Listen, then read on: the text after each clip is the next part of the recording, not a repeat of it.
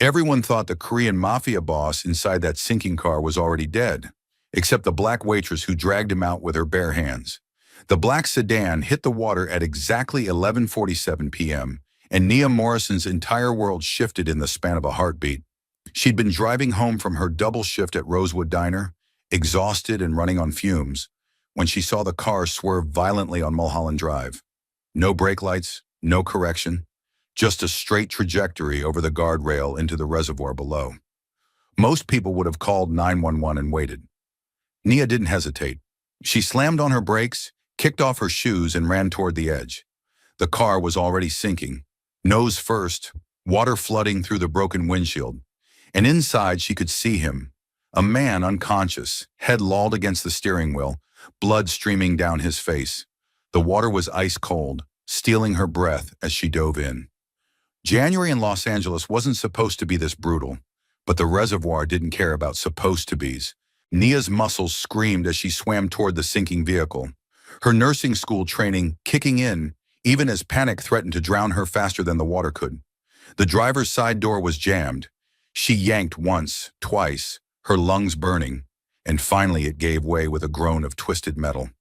The man was huge, easily 6 feet tall, broad-shouldered, built like someone who could break her in half without trying. And he was completely dead weight. Nia hooked her arms under his shoulders and pulled. He didn't budge. The car lurched deeper, water now up to his chest. She repositioned, braced her feet against the doorframe, and pulled again with everything she had. This time he moved. Inch by agonizing inch, she dragged him from the wreckage. They broke the surface together, Nia gasping for air, the man's body limp and heavy in her arms. She swam backward toward shore, using a lifeguard technique she'd learned at 16, her arms shaking with exhaustion. 200 pounds of unconscious man felt like 2,000 in the water. When they reached the bank, Nia hauled him onto the muddy grass and immediately checked for a pulse. Weak but there, not breathing.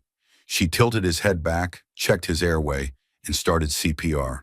30 compressions, 2 breaths. 30 compressions, 2 breaths. Her arms were jelly, her whole body trembling from cold and adrenaline, but she didn't stop. "Come on," she whispered between compressions. "Come on, don't you dare die on me. Not after I dragged your heavy ass out of that lake." On the 4th round, he coughed. Water spewed from his mouth as he convulsed, turning onto his side as his body expelled the reservoir.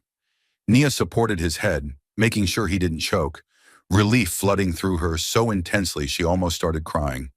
That's when she really looked at him. Korean, late 20s, devastatingly handsome, even half drowned and bleeding. Sharp jawline, high cheekbones, a face that belonged on magazine covers. And creeping up from his collar, visible even in the moonlight, an intricate tattoo of a dragon, scales rendered in stunning detail, neck ink that screamed danger. His eyes opened, unfocused and disoriented. Dark brown, almost black, they fixed on her face with an intensity that made her breath catch. His lips moved, forming words in Korean that she didn't understand. "You're okay," Nia said, hands still supporting his head. "You were in an accident. Your car went into the water. Just stay still. Help is coming." She'd called 911 before diving in, tossed her phone on the hood of her car, screamed the location, then ran. Now she could hear sirens in the distance, getting closer. The man's hand suddenly gripped her wrist, fingers cold but strong, surprisingly strong for someone who'd just been dying. "You saved me," he said in English, accent thick but words clear. His grip tightened. "Why?" "Because you were drowning," Nia said, like it was obvious, like she hadn't just risked her own life for a complete stranger. "What else was I supposed to do?" Something flickered in his eyes, surprise maybe, or disbelief. Like the concept of someone helping without ulterior motive was foreign to him. He opened his mouth to respond, but then the ambulance arrived and paramedics were swarming them both, wrapping them in thermal blankets, asking rapid-fire questions. They separated them. Nia watched as they loaded the man onto a stretcher, his eyes tracking her the entire time. Even as they secured him, even as they started an IV, his gaze never left her face, like he was memorizing her features, like he was afraid she'd disappear. "Ma'am, we need to check you out too." a paramedic said, guiding Nia toward the second ambulance. I'm fine, she protested, but her teeth were chattering so hard she could barely speak. You're hypothermic and in shock. Hospital now. As they drove away, Nia craned her neck to see the other ambulance following behind them. The man with the dragon tattoo and the impossible question, why would you save me? She didn't know his name, didn't know anything about him except that he drove expensive cars and had the kind of tattoo that usually meant trouble. But something in those dark eyes had grabbed hold of her and refused to let go. At Cedars-Sinai Medical Center, they treated Nia for mild hypothermia and released her 3 hours later with instructions to rest and stay warm. She was sitting in the waiting room, waiting for her roommate Keisha to pick her up, when a nurse approached. Excuse me, are you Nia Morrison, the woman from the reservoir? Yeah, that's me. The man you saved is asking for you. He's insistent. Won't let the doctors finish examining him until he speaks with you. The nurse looked both impressed and exasperated. He's in room 437 if you want to see him. Nia should have said no, should have gone home, taken a hot shower, and forgotten this entire night. Instead, she found herself walking toward the elevators, curiosity overwhelming common sense. Room 437 was a private suite, the kind that cost thousands per night. Through the window, Nia could see the man sitting up in bed, looking substantially better than he had an hour ago. The blood had been cleaned from his face, revealing a gash across his temple that had been butterfly bandaged. His wet clothes had been replaced with a hospital gown that somehow looked expensive on him. Nia knocked softly and entered. Up close, in proper lighting, the man was even more striking. The dragon tattoo extended further than she'd realized, wrapping around his neck and disappearing beneath the gown. His hair, now dry, fell across his forehead in styled waves. And those eyes, they tracked her movement like a predator watching prey. You came, he said, and there was genuine relief in his voice. The nurse said you were being difficult. Nia stayed near the door, maintaining distance. I figured I'd better check in before you gave the staff a heart attack. I needed to thank you properly, to know your name. He gestured to the chair beside his bed. Please, sit. It was phrased as a request, but something in his tone suggested he wasn't used to being refused. Nia sat carefully, perching on the edge of the chair, ready to bolt if necessary. Nia Morrison, she said. And you are? Lee Jun-young. He said it like she should recognize the name. When her expression remained blank, something that might have been amusement crossed his face. You really don't know who I am. Should I? Most people in LA's Korean community would. Most people in certain business circles. He studied her carefully. But you're neither, are you? You're just a woman who happened to be driving by at the right moment. I'm a waitress at Rosewood Diner on Crenshaw, Nia said, and a nursing student at LACC. I don't exactly run in high-powered business circles. A nursing student? Jun-young's expression shifted, something almost tender breaking through his controlled facade. That explains the perfect CPR technique. You saved my life with professional precision. I saved your life because you were dying, Nia corrected. The technique just meant you didn't die from my attempt to save you. There's a difference. He laughed, the sound rough but genuine. You're honest, refreshingly so. And you're being evasive, Nia countered. What kind of business circles are we talking about? Because that tattoo in this private suite and the way you said your name like it should mean something, it's all adding up to something I probably don't want to be involved in. Jun-young was quiet for a long moment, fingers absently tracing the edge of his hospital blanket. When he spoke, his voice was different, harder, colder. My family runs certain operations in Los Angeles. Import-export, entertainment venues, protection services, what your country calls organized crime. Nia's blood turned to ice. You're a gangster. I prefer businessman with complicated holdings. But yes, in essence, I run what you would call the Korean Mafia in Southern California. He met her eyes directly, unflinching. And tonight's accident wasn't an accident. Someone cut my brake lines. Someone wanted me dead. Every instinct screamed at Nia to run, to get as far from this man in his dangerous world as possible.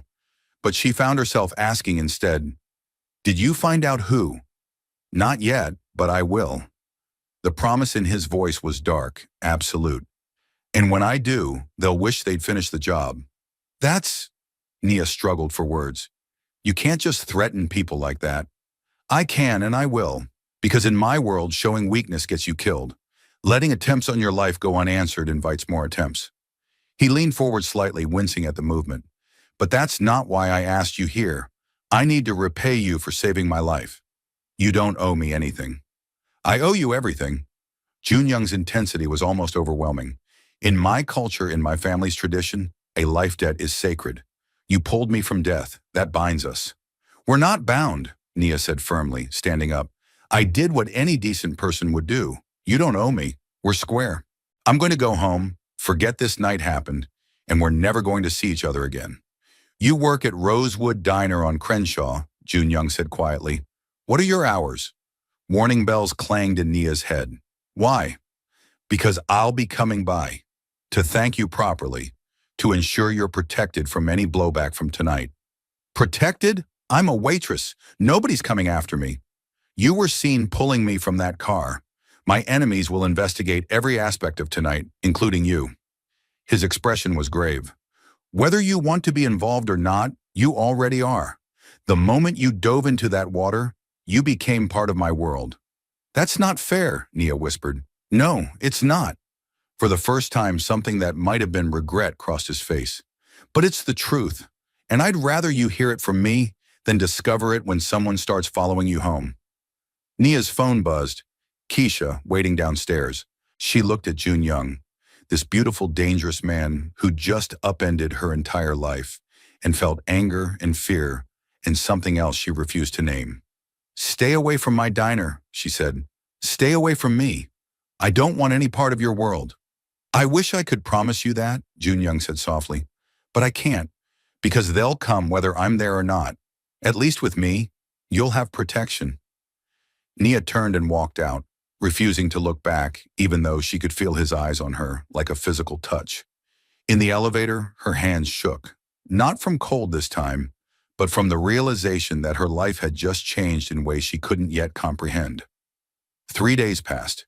3 days of Nia jumping at shadows, watching for suspicious cars, eyeing every customer at the diner with suspicion. 3 days of telling herself she was being paranoid, that Junyoung was exaggerating the danger. On the 4th day, he walked into Rosewood Diner at exactly 2 p.m. during the post-lunch lull when the restaurant was nearly empty. He wore a black suit that probably cost more than Nia's car, dark sunglasses hiding his eyes, and moved with the careful deliberation of someone still recovering from injury. Nia was wiping down the counter when she saw him. Her heart did a traitorous flip that had nothing to do with fear and everything to do with how unfairly attractive he was. She forced herself to stay calm, professional. We're not serving whatever you're looking for, she said as he approached the counter. Coffee, Junyoung said, removing his sunglasses. The bruising around his temple had faded to yellow-green, but the cut was still visible. Black, and whatever pie you recommend. I recommend you leave. I will, after coffee and pie. He sat on a stool, wincing slightly.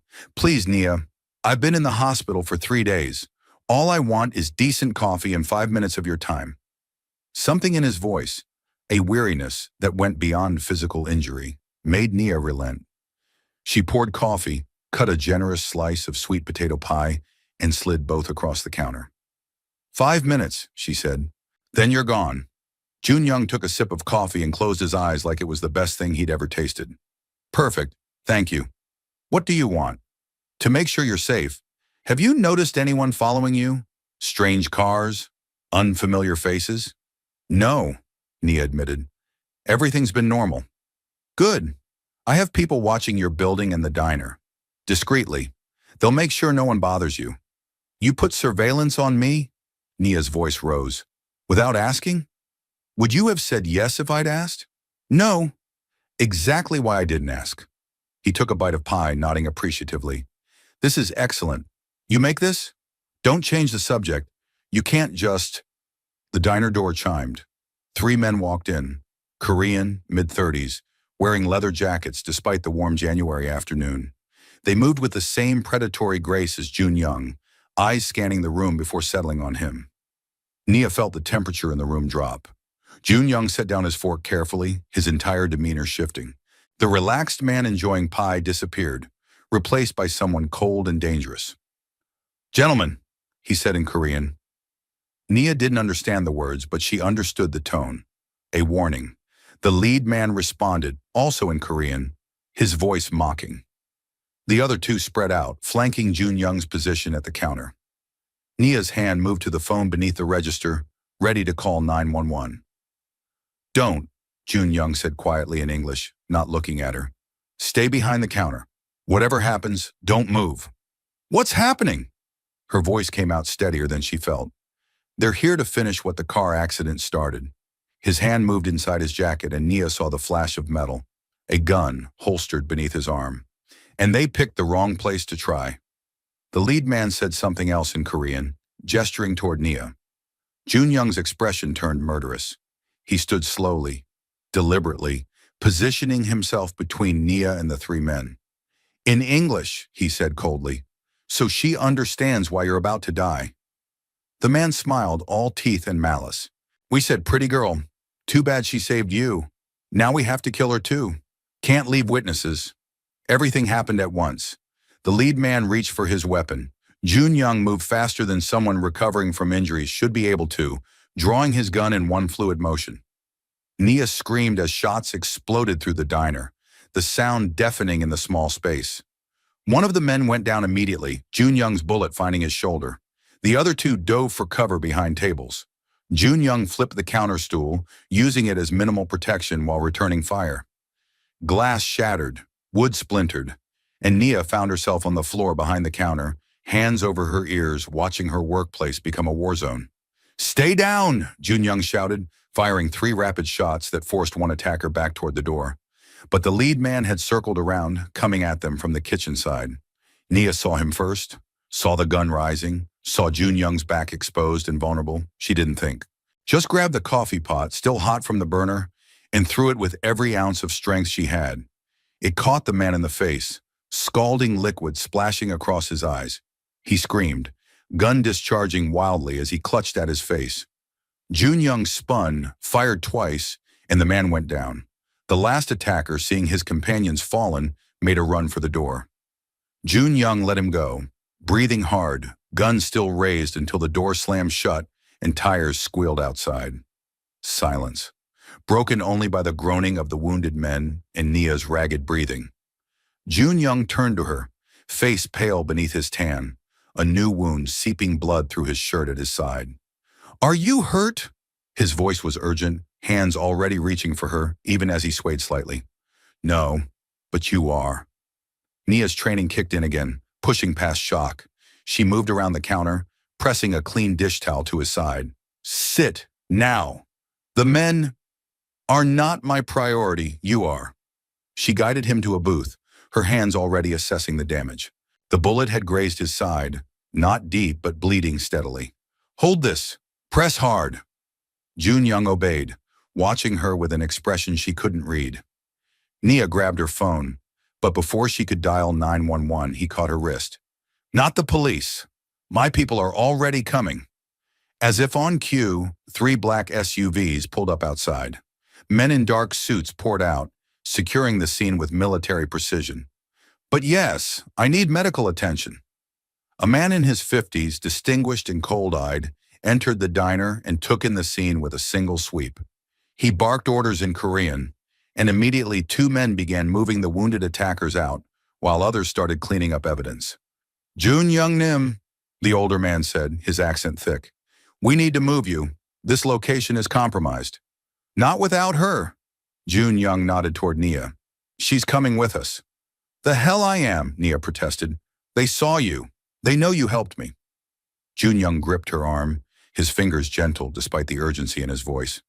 "They'll come back for you. Tonight, tomorrow, next week. You're not safe here anymore." "My life was perfectly safe until you walked into it." "I know, and I'm sorry, but Nia, please." His voice cracked slightly. "I can't protect you if you're not with me. And I need to protect you. Because you saved my life twice now. And because..." He stopped, jaw clenching. "Because what?" "Because in 4 days, you've become the most important thing in my world. and I don't know what to do with that information." The confession hung in the air between them. Nia stared at this man, this beautiful, dangerous, impossible man, and felt something inside her chest crack open, despite every wall she tried to build. "Boss," the older man said urgently, "we need to leave. Now." Nia looked at the diner, her workplace shot to pieces, looked at the blood on the floor, the shattered windows, the evidence being systematically erased, looked at Jun Young, who was bleeding because he'd put himself between her and bullets. "One day," she said finally, "I'll go with you for one day, let you make sure I'm safe, then I'm coming back to my life." Relief flooded Jun Young's features. "One day, I promise." It was a lie, and they both knew it, because the moment Nia climbed into that black SUV, surrounded by armed men speaking rapid Korean, her old life ended. There was no going back to normal after this. The SUV drove for 30 minutes, winding through LA streets with practiced ease, before pulling up to a gated estate in the Hollywood Hills. The property was massive, modern architecture, all glass and clean lines, surrounded by high walls and security cameras that tracked their approach. "Welcome to my home," Jun Young said as they pulled through the gates. He'd been treated in the car by a woman Nia assumed was a private doctor, the wound cleaned and bandaged with professional efficiency. Now he looked exhausted, pain etched in the lines around his eyes. Inside, the house was beautiful in a cold, untouched way. Expensive furniture that looked like no one ever sat on it. Art on the walls that probably cost more than Nia's yearly tuition. Everything pristine and perfect and utterly lifeless. "You live here alone?" Nia asked, her voice echoing in the cavernous space. "Yes, my father built this place. When he died 3 years ago, I inherited it along with everything else." Jun Young moved toward a bar in the corner, pouring himself whiskey with shaking hands. "I've never liked it. Too big, too empty, but it's secure, and right now, that's what matters."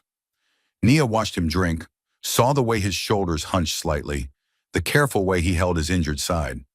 "You should rest. That wound will heal. I've survived worse." He poured a second glass, offering it to her. "You, however, just watch people try to kill you. Most civilians would be catatonic right now." "I'm not most civilians." Nia took the glass but didn't drink. "I grew up in Watts. I've heard gunshots before, seen violence. This was more intense, but not as foreign as you might think. Still, you threw boiling coffee at an armed man to save my life." Something like wonder colored his voice. "For the second time in a week, you risked yourself for me. Why?" "Because he was going to shoot you in the back. Because you'd stepped in front of me to protect me. Because—" Nia struggled to articulate feelings she didn't fully understand. "Because the thought of you dying made me want to scream." Jun Young set down his glass and moved toward her, each step deliberate. When he was close enough that she could feel his warmth, smell his cologne mixed with antiseptic and gunpowder, he stopped. "I'm going to kiss you," he said quietly, "unless you tell me not to." Nia's heart hammered against her ribs. Every rational thought screamed that this was a terrible idea. He was a criminal. She was a nursing student trying to build a normal life.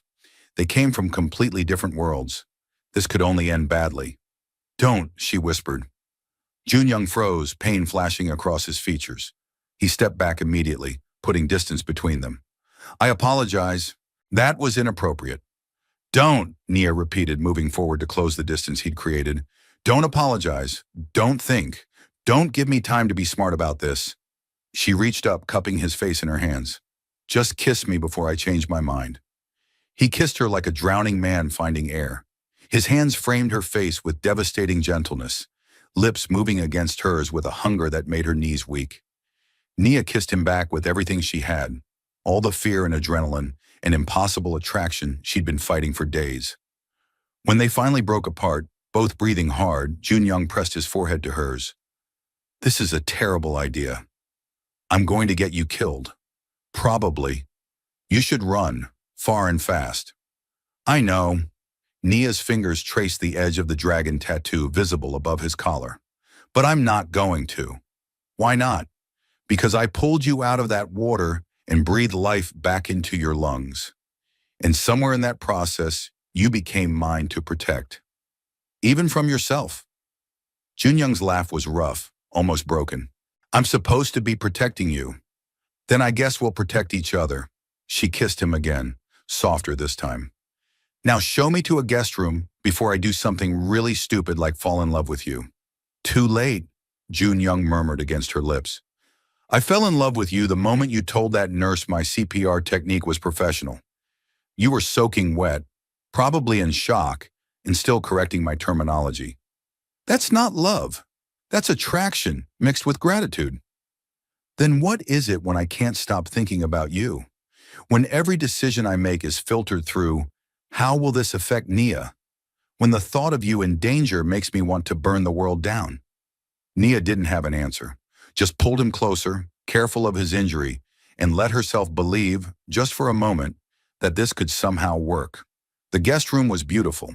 King bed with Egyptian cotton sheets, ensuite bathroom with a tub big enough to swim in, closet already stocked with clothes in her size. How did you? Nia gestured to the closet. I had someone buy them while we were driving here. Educated guess on sizes. Junyoung leaned against the doorframe, looking simultaneously exhausted and alert. There's a security detail outside. If you need anything, just ask. They're here to protect you, not imprison you. What's the difference? You can leave whenever you want. I won't stop you. His expression was carefully neutral. But I'm asking you to stay, at least until we neutralize the immediate threat. How long will that take? Days, maybe a week. He pushed off the doorframe, wincing. The men who attacked us today work for the Serpent Syndicate. They've been trying to move into our territory for months. Today was their declaration of war. And you're going to fight them. I'm going to destroy them. There was no doubt in his voice, just cold certainty. They came into a civilian business, threatened an innocent woman, broke every code we operate by. They forfeited any protection those codes might have offered. You're going to kill people. Junyoung met her eyes directly. Yes. Does that change how you see me? Nia wanted to say yes, wanted to be horrified, but she'd seen those men, heard them casually discuss killing her, felt the cold certainty that they would have done it without hesitation. I don't know. Ask me again when this is over. Fair enough. He moved to leave, then paused. Nia, thank you for staying, for not running, for being you. When he left, Nia collapsed onto the bed, mind racing. She should call Keisha, should check on her shifts at the diner, should do 100 normal things. Instead, she found herself wondering what Junyoung was doing, if his wound was hurting, if he was planning violence in some other part of this massive house. She showered, letting hot water wash away the smell of gunpowder and fear. Put on the silk pajamas someone had thoughtfully included in the closet, tried to sleep and failed completely. At 2 a.m., she gave up and went exploring. The house was quiet but not empty. She could hear voices from somewhere below, men speaking in Korean, tense and urgent. Following the sound, Nia found herself looking down into a large room that appeared to be some kind of operations center. Junyoung stood at the head of a conference table, shirt changed but still showing signs of injury, pointing at maps spread across the surface. Around him, a dozen men listened with absolute attention. The older man from the diner was there, along with others Nia didn't recognize. She couldn't understand the words, but she understood the tone. This was planning, strategy, war being waged with words before it would be waged with bullets. And at the center of it all was Junyoung, commanding absolute loyalty with nothing but his presence. You should be sleeping. Nia jumped, spinning to find a woman standing behind her. Korean, mid-30s, beautiful in a sharp, dangerous way. She wore tactical gear like it was a second skin, and her eyes assessed Nia with professional thoroughness. I couldn't sleep. Who are you? Yuki Tanaka, head of security. The woman's English was perfect, unaccented. I'm the one who bought your clothes. You're a size 6, right? I guessed. You guessed correctly. Nia gestured to the room below. What's happening? War Council, they're planning the response to today's attack. Yuki studied Nia with interest. You're the one who saved his life.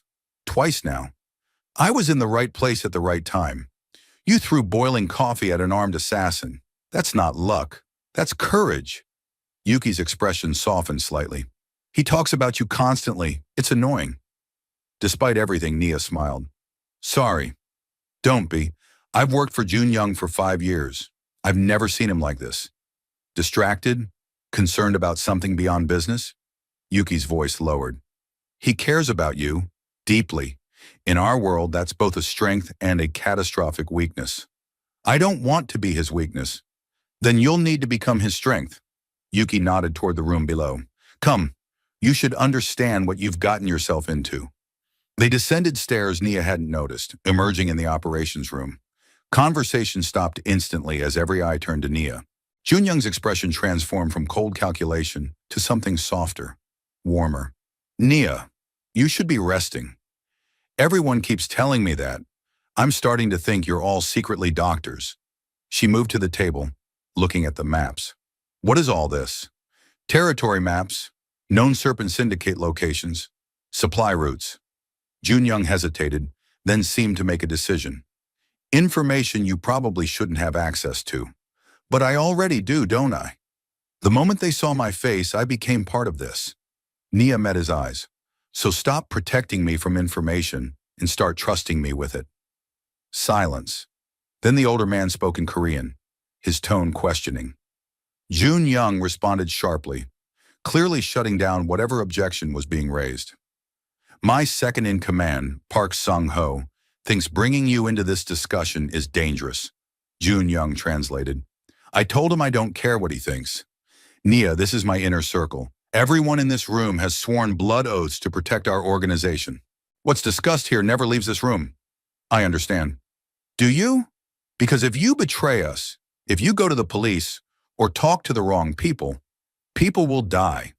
Good people who've done nothing wrong except be loyal to me. The threat was implicit but clear. Nia should have been terrified. Instead, she felt oddly calm. I won't betray you. You have my word. Why should we trust the word of someone we just met? Sung-ho asked in heavily accented English. Because she's pulled me from death twice without asking for anything in return, Jun Young answered before Nia could. Because she's proven herself more loyal in 4 days than some people in this room have in years. His gaze swept the table, and several men shifted uncomfortably. Her word is good enough for me. If it's not good enough for you, leave. No one left. Jun Young nodded once, then continued in English, presumably for Nia's benefit. The Serpent Syndicate has been testing our borders for 6 months. Small provocations, territory disputes, nothing worth going to war over, until they tried to kill me. Why? Nia asked. What changed? We're transitioning to legitimate business, shutting down the drug operations, the illegal gambling, the protection rackets, making everything legal and above board. Jun Young's finger traced a line on the map. The syndicate wants those operations. They see our transition as weakness, as an opportunity to seize what we're abandoning. But you're not weak, Nia said quietly. No, we're strategic. There's more money in legal operations with less risk. But the syndicate doesn't see it that way. They see tradition, territory, old school thinking. He looked up at her. Today's attack wasn't just about killing me. It was about sending a message. Stay in your lane or die. What message are you sending back? Jun Young's smile was cold, predatory. That I'm not my father, that I don't negotiate with terrorists, that anyone who threatens what's mine forfeits their life. Yuki cleared her throat. We've located 3 of their primary operations. Warehouse in San Pedro, club in Koreatown, private residence in Beverly Hills. We hit all 3 simultaneously. They'll be crippled. Civilian casualties? Jun Young asked. The warehouse and residence can be hit clean. The club will be trickier. It's open to the public. Yuki pulled up photos on a tablet. We'd need to time it for closing, minimize bystander risk. Then we wait until closing. I won't have innocent blood on my hands. Jun Young's eyes found Nia's. Some lines I won't cross. What about not so innocent blood? Nia heard herself ask. That I'll spill without hesitation. He said it simply, like discussing the weather. The syndicate has 37 active members in Los Angeles. After tomorrow night, they'll have significantly fewer. You're talking about mass murder. I'm talking about war. They started it when they cut my brake lines. I'm finishing it. Nia looked around the table at the assembled men. Hardened criminals, every one of them. Murderers, probably. Definitely dangerous. And yet they looked at Jun Young with something like reverence. Like he was worth dying for. I want to come with you, she said. The room exploded with protests. Sung Ho shouted in Korean. Yuki shook her head. Other men gestured wildly. Only Jun Young remained still, eyes locked on Nia's face. Absolutely not, he said finally. You said I'm part of this now, that they'll come after me regardless. So let me see what you do. Let me understand who you really are. You don't want to see that part of me. Yes, I do. Because if we're doing this, if I'm staying in your world, I need to know what that world looks like. All of it, not just the penthouse and expensive suits. Jun Young was quiet for a long moment. Then, you stay in the vehicle. You don't get out. You don't participate. You're an observer only. Agreed. Sung Ho started to protest again, but Jun Young cut him off with a sharp gesture. It's decided. Nia comes. Yuki, you're on her detail. She doesn't get a scratch. Understood? Understood, Yuki said, though her expression suggested she thought they were all insane. The next day passed intense preparation. Nia watched from a distance as Jun Young's organization mobilized for war. Weapons were cleaned and loaded. Strategies were refined. Men came and went with the efficiency of a military operation. Jun Young himself was a study in controlled intensity. He moved through the house like a ghost, checking on preparations, making calls in rapid Korean, every movement precise and purposeful. But whenever he passed Nia, his hand would find hers for a moment, a brief touch, a reminder that she was his anchor. You can still back out, he told her that evening as she dressed in the dark clothes Yuki had provided. No one would think less of you. I would. Nia pulled on the tactical vest Yuki had insisted she wear. I need to see this, Jun Young. Need to understand what loving you means. Loving me? He went very still. I'm not stupid. I know what this feeling is. She turned to face him. I'm falling in love with you and that terrifies me. But I'd rather be terrified and informed than terrified and ignorant. Jun Young crossed to her, cupping her face with devastating gentleness. I don't deserve you. Probably not, but you've got me anyway. She rose on her toes, kissing him softly. Come back to me tonight. Whoever you have to become out there, remember to come back to me. Always, he promised. The convoy left at 11 p.m., 6 black SUVs moving through LA's streets like a funeral procession. Nia sat in the third vehicle with Yuki and 2 other guards, watching the city pass by through bulletproof windows. First time? Yuki asked quietly. First time for what? Witnessing organized crime violence? Yeah, first time. You're handling it better than most. Usually civilians throw up or pass out around now. I'm not most civilians. Nia's hands were shaking, but her voice was steady. And I promised myself I wouldn't look away. They arrived at the warehouse in San Pedro at 11:47 p.m. Nia watched as Jun Young's men deployed with military precision, surrounding the building, cutting off exits. Jun Young himself moved to the front, Sung Ho at his side, looking every inch the crime lord he was. They'll offer terms first, Yuki narrated quietly. Give them a chance to surrender. Most won't take it. She was right. Nia couldn't hear the conversation, but she saw the moment negotiation failed, saw guns drawn on both sides, saw Jun Young step back, giving a signal. The warehouse erupted in gunfire. Even through the SUV's armored walls, Nia could hear it, deafening, relentless. She forced herself to watch, to not look away from the violence Jun Young had promised. It was over in 3 minutes. When Jun Young emerged, his suit was splattered with blood that probably wasn't his. He moved to their SUV, opening the door, eyes finding Nia's. Still want to see more? He asked, voice flat. Yes. Something flickered in his expression. Respect, maybe, or sorrow. Then let's go. The club in Koreatown was different. They waited until closing, watched the last civilians leave, then moved in. This time Nia could see more clearly through the tinted windows. Could see Jun Young confronting a man in an expensive suit. Their argument visible even if the words weren't audible. The suited man spat at Jun Young's feet. Wrong move. Jun Young moved so fast Nia almost missed it. One moment standing still, The next, his fist connecting with the man's jaw with brutal efficiency. The man dropped like a puppet with cut strings. What followed was systematic destruction. Jun Young's men tore through the club, smashing bottles, destroying furniture, sending a message written in broken glass and splintered wood. And when they found the syndicate members hiding in the back, Jun Young didn't hesitate.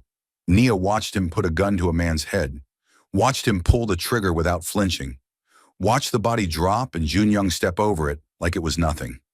She should have been horrified, should have demanded they take her home. Instead, she found herself understanding. This was survival.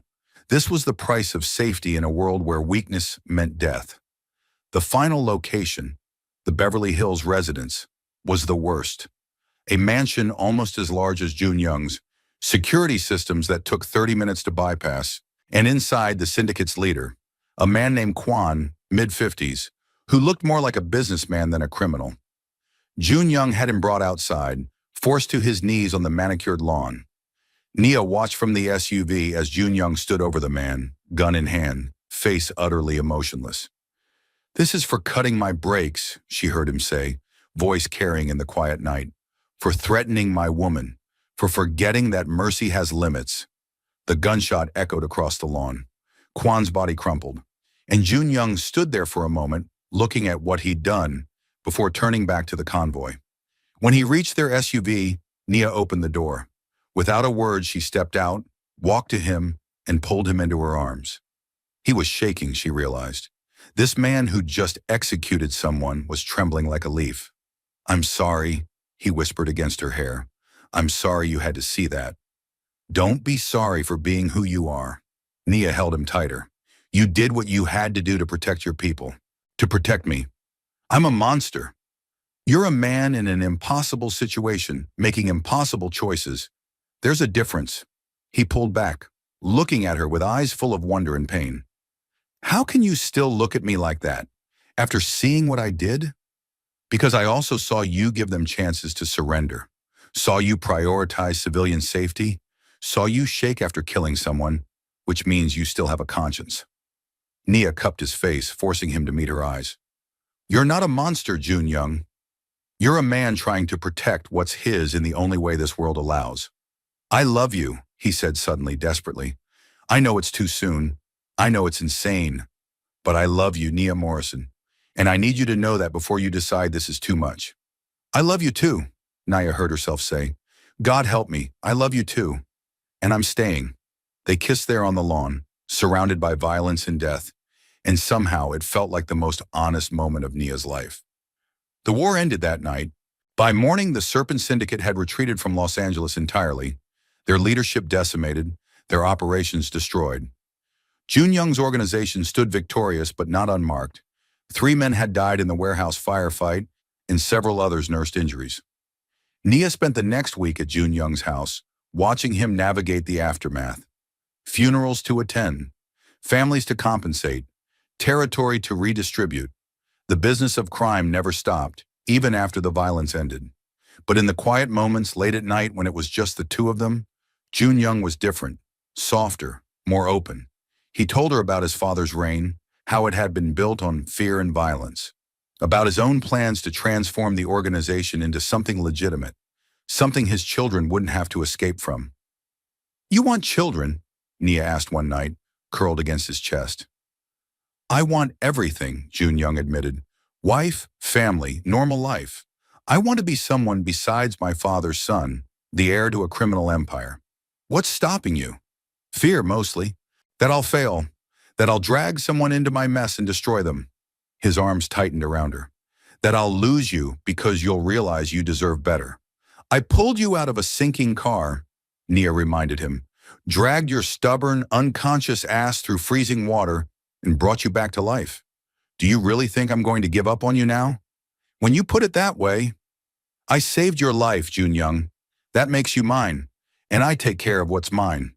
He rolled over, pinning her beneath him gently, eyes blazing with intensity. "Marry me," Nia blinked. "What?" "Marry me. Be my wife. Help me build something better than what my father left. Have babies with dragon tattoos and your beautiful eyes. Grow old with me. Say yes." That's the second most insane proposal I've ever heard. What was the first? This is also the first. There's only one proposal. Nia laughed, then sobered, looking into his eyes. Jun Young, we've known each other 2 weeks. I knew I loved you after 2 days. The rest has just been confirmation. Your life is dangerous. Your world is violent. I'd be a target forever. You're already a target. Might as well get the ring and legal protections that come with being my wife.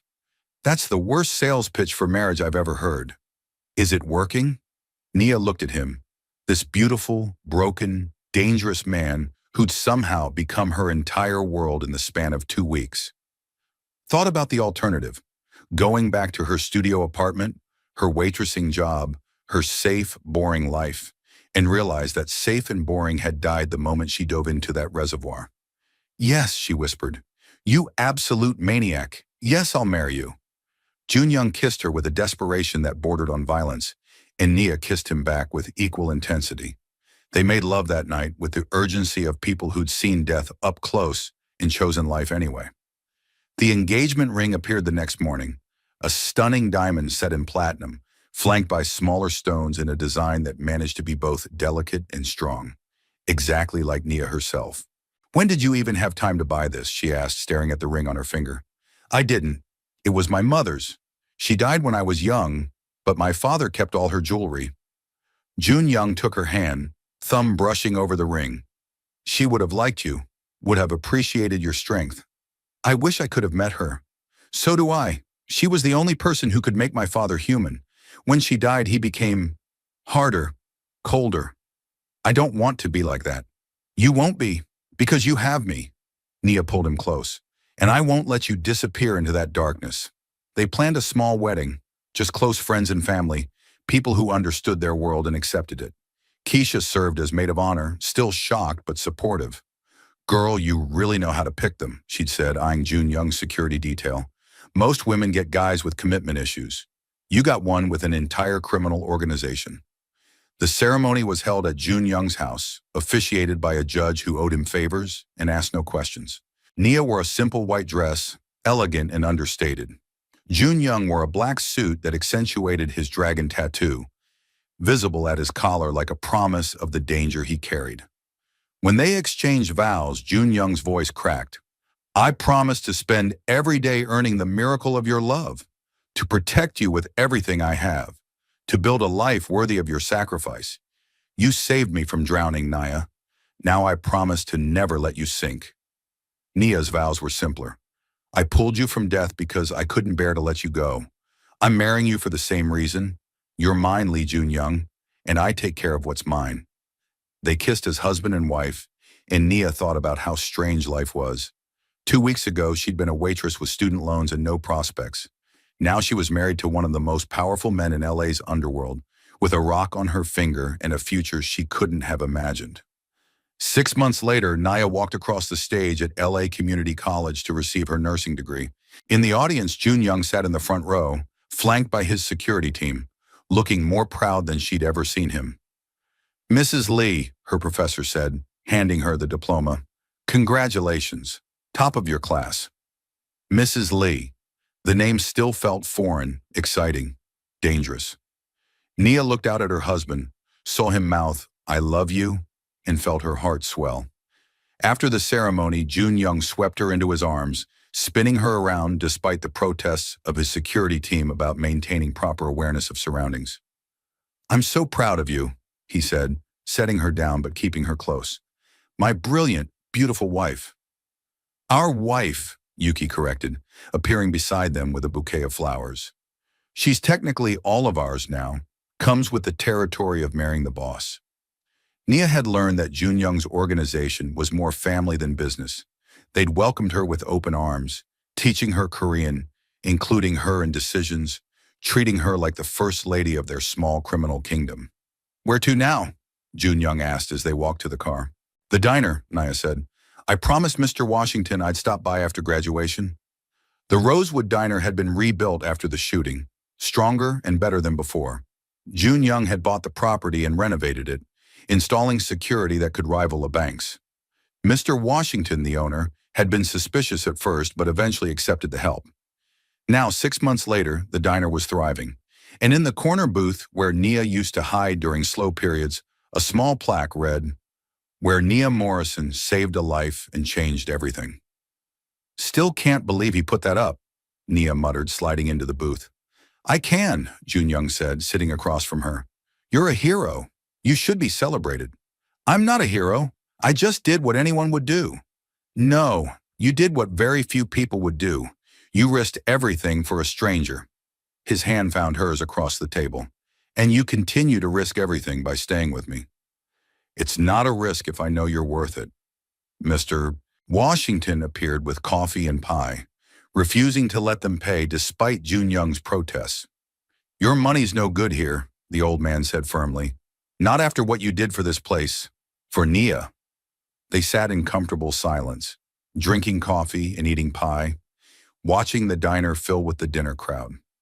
Normal people living normal lives, completely unaware that the couple in the corner booth controlled half of LA's underworld.